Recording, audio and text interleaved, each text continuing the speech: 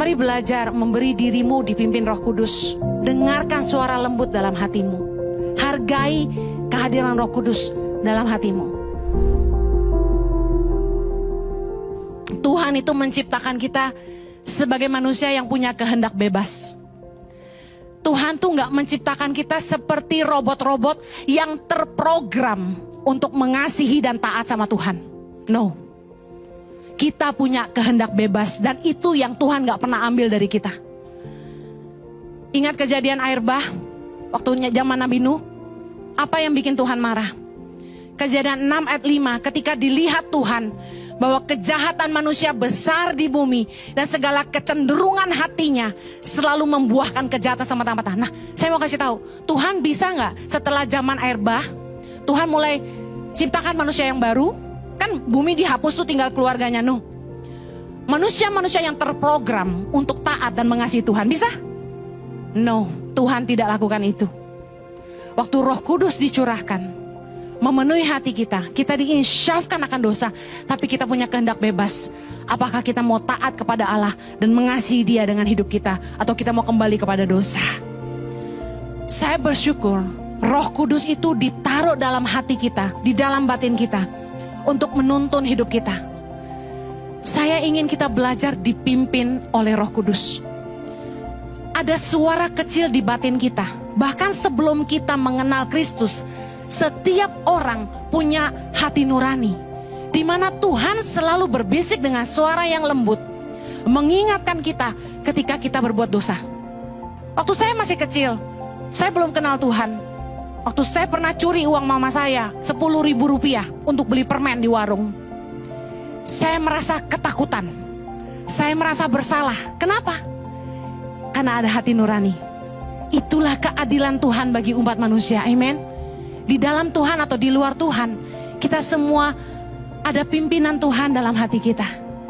Tapi bedanya kita yang sudah di dalam Tuhan dan dipenuhi oleh Roh Kudus.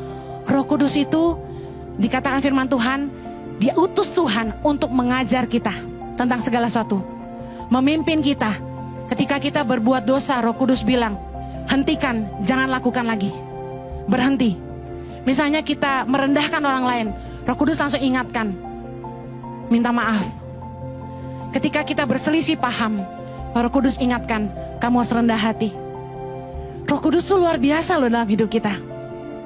Mari taati pimpinan Roh Kudus dalam batin kita, karena Roh Kuduslah yang diutus Bapa untuk menolong kita hidup dalam kebenaran. Berilah diri kita dipimpin oleh Roh. Roma 8 ayat yang kelima. Sebab mereka yang hidup menurut daging memikirkan hal-hal yang dari daging.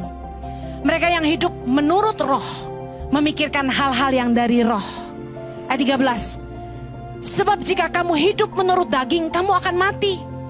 Tapi jika oleh roh kamu mematikan perbuatan-perbuatan tubuhmu, kamu akan hidup. Luar biasanya Tuhan sayang sama kita.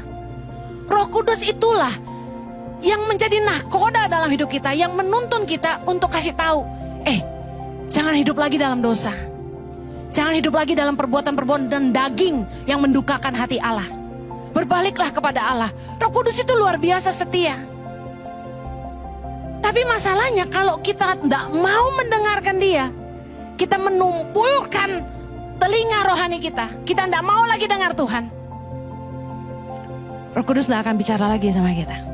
Roh Kudus memang yang menuntun kita untuk hidup dalam jalan-jalan Allah, tapi keputusan kitalah yang menentukan apakah kita mau sungguh-sungguh berbalik kepada Allah, hidup di jalan-jalannya, atau kembali kepada hidup kita yang lama dan mati dalam kesia-siaannya.